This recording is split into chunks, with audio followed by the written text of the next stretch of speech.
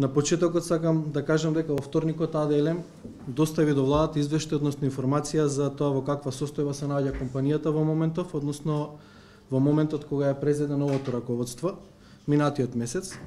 Јас бев на таа седница на владата, ја информира владата за тоа во каква состојба затекнавме АДЛМ по сите параметри. Станува збор за обемно согледување. Дел од тие информации веќе беа објавени уште истата вечер од владините прес-служби, предизвикаа внимание во јавноста, што е разбирливо.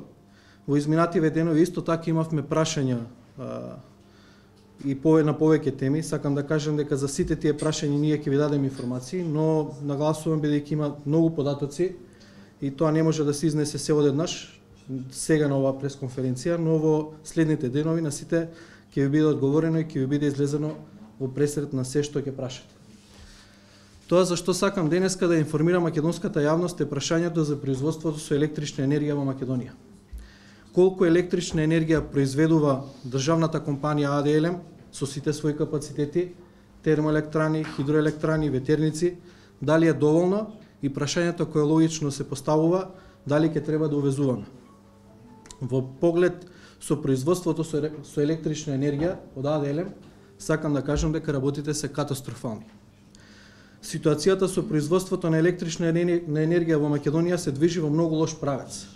Односно, од година во година производството паѓа.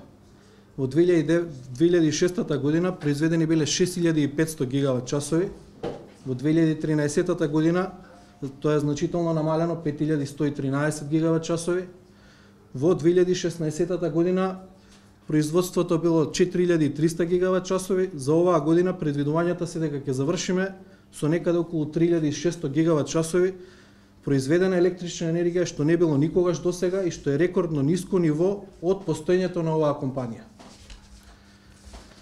Овие бројки имаат причина зошто се такви, особено за оваа 2017 година.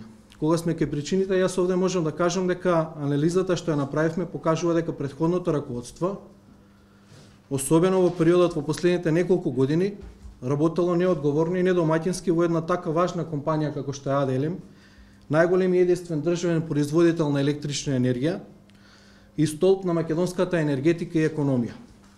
Но да се вратиме на причините зошто Македонија ќе произведе годинава најмалку електрична енергија од било кога. Прво, годишните редовни ремонти. Во текот на целата 2017 година редовните годишни ремонти на блоковите во РЕК Битола не биле направени. Оставени се за сега за есенските и зимските месеци, а требало да се направат порано во пролетните и летните месеци. Претходното раководство не ги ремонтирало капацитетите и не ги подготвило за есента и за поголемата побарувачка на електрична енергија во грејната сезона. И сега кога треба засилено да произведуваат, тие треба да бидат запрени за на нив да се работи. Во исто време, причина за намаленото производство и недобро изведената ревитализација на блоковите 2 и 3 во РЕК Битола. Тоа е капитален зафат за кој се платени повеќе од 66 милиони евра, кој наместо да ги зајакне блоковите, ја намалува нивната моќност и капацитет за производство, поради што може да се каже дека годишно, односно може да се каже дека се изгубени по 40 мегават часови на час, односно кумулативно од 2002-2003 кога е направена оваа ревитализација до сега, може да кажеме дека сме направиле неостварен приход на компанијата од 130 милиони евра.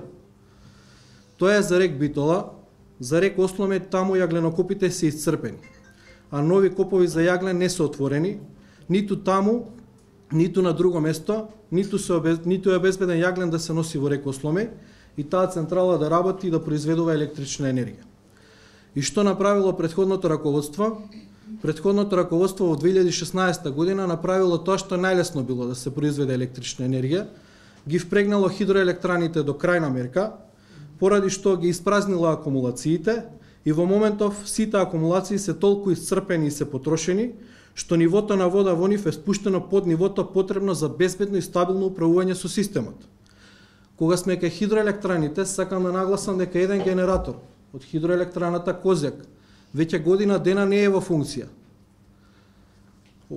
Бил во дефект пред минатиот септември, до овој септември не е направена никаква активност за негово активирање. Ете така работеле преходните.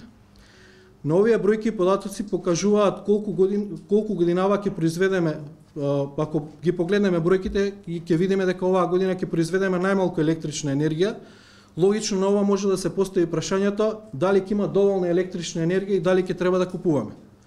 Сакам да ги уверам граѓаните на Република Македонија дека управниот одбор на АДЛМ согласно технолошките можности прави се што е во своите можности тоа производство намалено да се зголеми и потребата од увоз да се минимизира или доколку успееме да нема увоз на електрична енергија во 2017 до крајот на 2017 година. Овде сакам да дадам уште една информација во однос на финансиската состојба која ја затекнавме на 7 август 2017 година кога беше примопредавањето. На сметката на АДЛМ имаше 7 милиони и 300 илјади евра расположливи средства, но до крајот на 2017 година ЕЛЕМ треба да плати кредити во износ од 12,5 милиони евра. Исто така на сметката на ЕЛЕМ имаше депозити во износ од 17 милиони и 800 илјади евра, но тие средства планирани се за ремонтите во термоелектраните кои сега се во тек, за искуп на јаглени и јаловина кои исто така треба да биде до крајот на оваа година, и како и за евентуална набавка на електрична енергија доколку има потреба тоа, увоз на електрична енергија во текот на зимскиот период.